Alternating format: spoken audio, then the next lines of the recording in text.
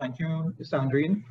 First of all, let me say a pleasant morning to the Minister of Agriculture, Land and Fisheries, Mr. Senator the Honorable Clarence Ramnath, representatives from YBTT, fellow panelists, participants, and viewers to the session. I sincerely thank YBTT for giving the ADB the opportunity to be present at this session here this morning. We have partnered with YBTT on previous events because we understand the importance of developing our youths and bringing them into the agriculture sector. The role of the ADB as the financial arm of the agricultural sector and the Ministry of Agriculture is to ensure that we provide that support from the financial perspective to support projects of varying natures. Now, what I want to say is that we do understand the important role that agriculture is going to play in the future development and diversification trust of our country, because we have played a significant part in the history of agriculture. And to put that into context, I would just like to mention that the ADB has its roots in the cocoa industry. As we know, prior to the oil and gas era, cocoa was the mainstay of the economy. And back then, the bank was known as the Agricultural Bank, where it was set up to basically provide funding for the rehabilitation of cocoa estates following a significant hurricane that hit the country. Later on, around 1940s, the mandate of the bank changed somewhat, where the powers was given to basically allow the bank to provide funding for the purchase of land. And then in 1968, the ADB Act was created and actually enacted, which allowed the bank to provide funding for other activities such as primary production, working capital, purchasing capital equipment. And then in 1995, we had a further review where we are allowed to also accept deposits. I say this because I think it is necessary for us to understand that the history of the ADB is closely aligned to the development of the economy and the agriculture sector locally. And the ADB definitely is poised and has a significant role to play in the future development of the sector. Having said that, it is important to note, however, that we must recognize the change in climate, the change in economic environment, and the change in construct of the agriculture sector, the clientele to which we lend. Over time, that has definitely evolved, and the ADB has always had to move with those changes. And we are at that point, at this state, where we definitely have to do so once again. I would also like to touch on some of the key initiatives that we have undertaken to support the agricultural sector. The first element is to make sure that we understand the needs of our clients. Our farmers are unique. They contribute significantly to local food production from primary production, but they have also a significant role that they play in terms of value-added activities. The trends in recent time that we have seen is that we have seen a movement from primary production to increase agri-services and also food processing. And that is aligned with the change that we have seen in terms of how our farmers have evolved. And it is definitely true that the term agripreneur has become more to the forefront because farming is more of a business. It is a way of life. The term family has also become more prominent. Historically, families who worked the land did so for generations. But now the methods by which they employ have changed significantly. We are now seeing a move to modern forms of agriculture in terms of the vertical farming, hydroponics, aquaculture. And also we need to understand that with regards to the use of land over time, there has become a need to make sure that that use is put to the most effective, productive capacity possible. From the lending perspective, we at the ADB provide a number of various products and services. Firstly, on the lending side, we have our flagship product, which is the New Reality Loan. The New Reality Loan caters to the various needs of our clientele, from, as I mentioned, working capital to the purchase of equipment, farmhouses, agro-processing, distribution. It allows farmers to be able to access these facilities to satisfy their not only primary productive capacity, but also the value added. We also looked and realized that there are specific initiatives that we must support, and that some of our products must be tailored to stimulate the activity within these sectors. So we have developed a specific product to support the fishing industry. We have our CETA Shore loan, which basically provides funding up to $200,000 to stimulate that sector. We also have our ADB secure loan facility to ensure that the crops and activities of the farmers are protected. This not only provides funding for fencing, but also for security services, such as cameras and stuff like that, because we want to ensure that our farmers feel safe and secure in the activities that they do. A lot of hard work goes into their production, and they must be supported in terms of how that is protected and be encouraged to get that to the market. We also have partnered with the National School Dietary Services Limited to provide an avenue for funding for our school caterers who provide a market to primary producers. And we also have a revolving loan facility account, which is effectively a line of credit that allows our clients access to funding facilities over a period of time. One of the most attractive facilities that the bank has is the moratorium period. We understand that clients and farmers depend on their crop cycle. So as such, we work with the farmers in establishing their repayment schedules and understanding the time frame is needed to basically allow them to establish the crop. During that time, the farmers are allowed a moratorium period, which is basically a hold on payments until actual production occurs. We also understand that they operate in a highly risky environment, and therefore there is definitely the need to have facilities to assist with challenges that they face. There are issues like perennial larceny, there are issues of pest diseases, and also weather changes, as we have seen in over the last couple of years. Climatic conditions have impacted the farmers severely. In one instance, you may have severe drought. In other instances, we may have adverse weather that causes flooding. We work with the clients, and we have developed facilities such as freeze on payments in terms of a food loan payment option. We have a skip loan payment option.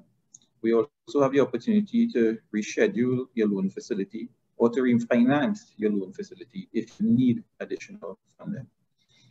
All these are geared to guide and to assist the farmers with project success, having understood the challenges. Now, as a bank, we do have a responsibility to ensure that the interests of the bank is protected. So we do work and explain the situations. We spend time understanding the challenge that the client face. So there's definitely a qualifying criteria that must be met for these facilities to be accessed. The interesting thing that we have learned over time is the need for customer relationship management, which means that we need to be in constant contact with the farmers. Our loans officers visit our clients regularly.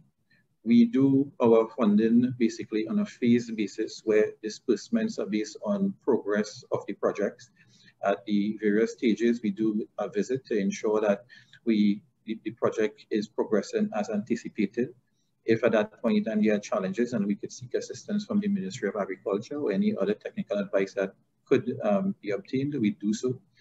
And we, as far as possible, work with the clients to make sure that their project reaches the degree of output or production that they have set out for.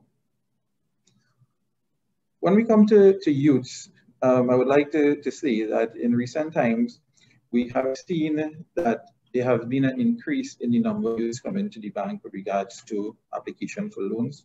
For example, over the last 6 years, we have granted approvals to over 1,000 youths coming to the bank. And we understand that their needs are different from the traditional clientele. There is the need to have that constant interaction with them. There is the need for the use of technology. It is something that we are looking at in terms of the whole IT technology platform at the bank to better service all our clientele. We also understand that youths will be faced with specific challenges in terms of coming into the sector, the issue of land, capital, experience. And we also have a responsibility to work with them and not to allow them to overexpose themselves. One of the initiatives we launched recently on a test basis was basically a modification of our New Reality loan called the New Reality Boost loan facility. There are two elements to that. Firstly, there's the soft loan facility of a maximum amount of $20,000 for new clients who come to the bank and who traditionally could not access funding elsewhere. We would look at their projects. It has to be related to primary production, and we would have relaxed to some extent the qualifying criteria. When I say relaxing, it doesn't mean that it takes away from doing a proper analysis, but it works with clients to basically help them to understand the lending criteria and what is necessary to bring them into the financial system. The whole intent of this is to encourage people into agriculture, encourage primary production. And once they have established that credit rating or that relationship and build their character analysis, we would then graduate them to another level. In addition to the soft loan facility for new clients, we have an addition to the New Reality Boost, where existing clients with the existing collateral element could access up to $100,000. This again is to allow for project expansion and improvement because we want to keep the existing clients. All these initiatives are designed to give the clients, new and existing, the opportunity to produce locally and to produce as much as possible. Also, apart from primary production, we also need to look at what is the next phase. And when I say what is the next phase, what is the value added? Where are the markets? How do we encourage primary production? What is going to look as a pull factor to encourage the youth? Because we use the term agripreneur, and primary production is just one element. So we also fund for distribution, which means getting the produce out of the field to the various markets, supermarkets, processing facilities. In that respect, we have our vehicle package loan, which is one of the major elements, which assists in that process. We also fund for processing because we want to know what is the next element, what is the next phase. How do we encourage people to know that agriculture is just more than primary production? And then also, even to the extent of funding for export. With the COVID-19 challenge, we have realized that like any other business, there are challenges. But one of the main things is food production locally. And the ADB, as the financing, recognize that. One of the facilities we launched apart from the New Reality Boost to stimulate primary production was the food loan payment facility, where clients would have qualified based on challenges that they would have actually faced. We met with them and basically had a kind of workout plan in terms of how we could assist them through that deferred payment for them to have funds accessible to make sure that their project continues. And I must say that was well received, well used by the clients, and it is something that they have been very thankful for. All this came from basically understanding what were the changing needs and the challenges faced from the farmers at any particular point in time. It is something that agricultural lending is definitely different from traditional commercial lending. Our client construct is a bit different in terms of the markets that they service and the challenges that they face. We also recognize that over time, the farmers understand the need to do more than primary production, and that is why we support the value chain. Just recently, our strategy to look after the specific niche market was expanded a bit. We recently launched our Cocoa Connector loan, a joint initiative with another sister company under the umbrella of the Ministry of Agriculture, Land and Fisheries, the Cocoa Development Company. I mentioned at the start that the cocoa industry was once the mainstay of the economy. And coming from the ministerial perspective, that again is identified as a key commodity. And the ADB felt it necessary to support that when approached by the Cocoa Development Company. So what we did was to develop a facility to stimulate again the primary production and the value-added activities. So a loan facility up to a maximum of $20,000. It works in collaboration with recommendations coming from the Cocoa Development Company in terms of their farmers. Again, the Cocoa Development Company would have identified the key players, the farmers who have definitely shown an interest in revitalizing the industry. And in tandem with the CDC, we have developed that product. It's something that we are very excited about and looking to launch. The gist of this is that we have recognized that we need to go with a specific focus in terms of our strategic objectives for the bank. So the New Reality Boost leveraged the young clients, new clients coming in, and a segment of the established clients. We'd have tested that with a particular market in Tobago, Poland project. And we knew at one point in time Tobago was the food basket, and there are a lot of initiatives in Tobago right now to move Tobago back to that status. The ADB felt it necessary to support that initiative, and I must say we found it to be very successful. And that was a niche market in terms of geographic location. With regards to the Cocoa Connector loan, this is a niche market on a particular commodity that has a strategic advantage. As we know in Trinidad, we have the fine flavor cocoa variety, and we have clients and farmers who have won awards globally for the production of chocolate bars of the highest quality, which we are very proud of. And that was amply supported by the Ministry of Agriculture, Cocoa Development and Cocoa Development Company. So our strategy in terms of funding for the agricultural sector is to really align to the needs of the markets and the various subsectors. We also recognize, for example, the poultry sector is a very self-sufficient one in Trinidad and probably the most lucrative in the financial sector. That is something that we are looking closely at right now in terms of how we could continue to support that and other forms of livestock. That brings me to the point in terms of exactly how is the ADB going to do that? How are we going to change our approach? How are we going to address the issues that farmers would have had and challenges that we would have faced in the past? We have basically built that on 4 key pillars, as we call it at the bank.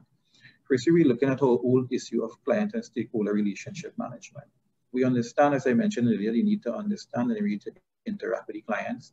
We have started that through the launch of our mobile banking unit. This is a unit that is basically a bank on wheels.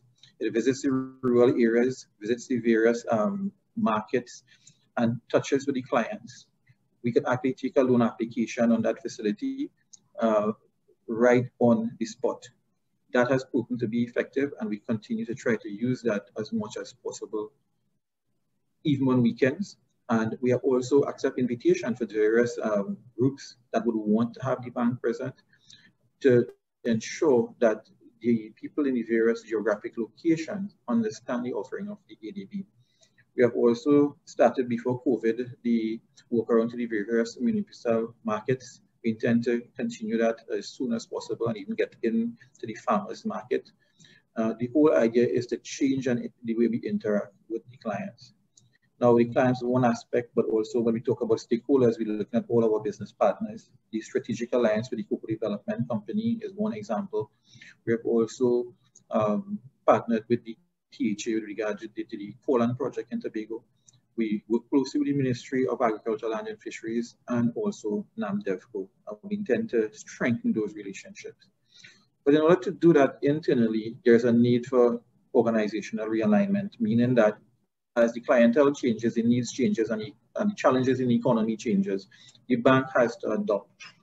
And that is where the realignment comes in. And that is why we felt the need to focus in some instances our strategies to specific sectors, specific customer groupings to make sure that we meet their needs.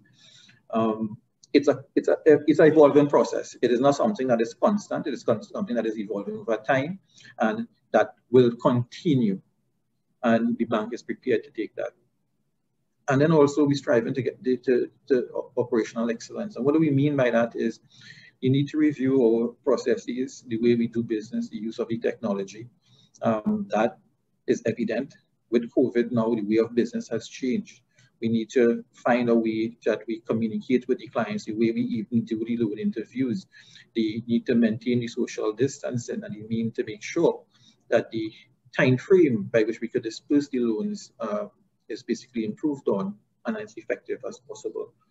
So that not only relates to just the use of IT, it relates to looking at the business processes. What is actually really important for us to ensure that, one, we could get this funding to the client in as short a time frame as possible, but ensure that we adhere to the basic banking principles and satisfy the requirements of the various reporting entities to which we do report from a regulatory perspective.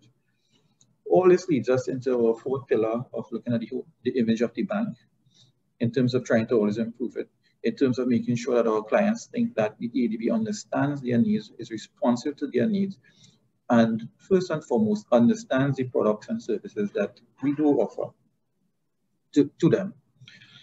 And I would say that even from my personal perspective, when you go out and talk to a client, is really understand what are the challenges they face, what are the challenges they think that they could overcome, and where they think they could take their particular business. And one of the things we have been looking at the bank is this holistic approach to serving the clientele. And while you have the traditional things that you look at from the ability to repay, collateral, capacity, cash flows, these things are very important in terms of making a preliminary analysis. But a key element is the character of the client. And yes, that is something that we could build only over time when we understand. But a direct visit, understanding, seeing, and hearing someone speak in terms of where they are, where they want to go, helps in the overall credit analysis. And that is why I mentioned earlier the need for improved customer relationship management. Our whole approach is geared to that. And we are also looking at the concept in terms of at the bank, what we have at the management levels. We have been speaking about the concept of taking the bank to the people. Our clientele is different. Farmers are a usually great bunch of people who are very proud. They like to spend time in their fields or even on their project, whether it be processing, whether it be distribution. They are passionate about that. And what is necessary is for us to basically go to them. They like to come to the bank, yes, we know that, but we also need to look at the ease of doing business, the ease of making sure that they could get that check as fast as possible. I would say, however, that we do understand that not every client we will be able to assist, but that doesn't mean that they just automatically turn away. There are options. Probably we may need to look at a smaller size loan. Probably they may need to get some additional documentation over time and then submit it to the bank. So we have that type of discussions with them. So it is very important that we do so. The ADB, in terms of support for the ministry, the other entities under the umbrella of the ministry, and the support of the call for the diversification of the economy, is prepared and ready to do that.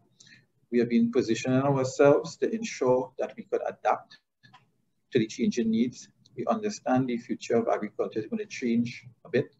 There are going to be new sectors apart from primary production and open field cultivation. We're going to see an increase in use of technology. We need to support that. We also need to encourage that technology. We also understand that the changing in terms of weather conditions, climate change is critical. I think we all could agree that over the last few years, traditional wet and dry season in Trinidad has been has changed a bit. We had some severe flooding 2 years back in the month of March, and then recently we had about a three-week period of dry spell. All these are challenges that farmers face. And it's a dynamic environment, and we like to think of the ADB as having to be able to respond to all those various challenges. So that is why I said earlier also that our mode of lending is a bit different. But at the same time, we must remember the developmental aspect, which is also twinned with providing financial support to a sector that is charged with the responsibility of producing food, manufacturing, creating employment, gaining foreign exchange, and even to some extent, improving what I commonly term not only the economic aspect, but the socio-economic aspect. In that, Minister mentioned earlier a term that I think is very important, the farm family. Traditionally, families who were into farming, you would find it for generations with land being handed down and children, grandchildren taking over cultivation. That to some extent still continues. What we also saw historically was the large plantation type crops, sugar cane. You have also had the cocoa, the coffee, coconut industries. That has shifted a bit in terms of the large scale production, and lands are being used for different type of production, probably more food crop. And I would definitely say that at the ADB, the food crop sector, being small crop vegetables, is the largest sector to which we lend. After that, we see agro-processing and agri-services playing a key role. Very encouraging, however, over the last couple of years, we saw fishing also rising in prominence. The important part of that is that the ADB can fund a sector that is so diverse in terms of creating employment opportunities. And these opportunities are not just embedded directly to these projects. There is opportunity for research. There's opportunity for marketing, for production, even financing from a business strategy and business planning perspective as we grow businesses to a higher level. And I think that is what is so critical, that the opportunity is tremendous and it impacts positively on all aspects. So agriculture has played a significant role in our country. It is expected to continue to do so. And the ADB has positioned itself to continue to support the sector. And we will do so, continue in the future to do so. Our approach will have to continually change as we interact with the clientele and we understand the challenges, as we said, but we are prepared to do so.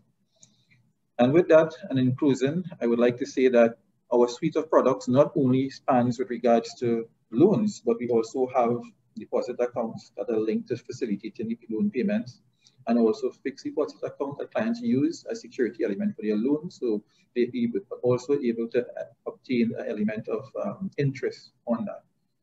The whole idea is to be able to cater for the holistic need of a client in terms of not only lending, but creating that saving, some kind of nest egg that could be utilized for them. We have also built that facility into some of our loan construct where clients may not have adequate security. We have a certificate of security element where as part of the funding, it is used as a fixed deposit that is held against the loan. So while the client is repaying their loan, they actually have a saving account gaining some interest. And that creates something for the future. And it again came out of the need for understanding what challenges the farmers face and how could we provide that one-stop shop for them. It is an area that we are monitoring closely and would look to see how we can develop into the future.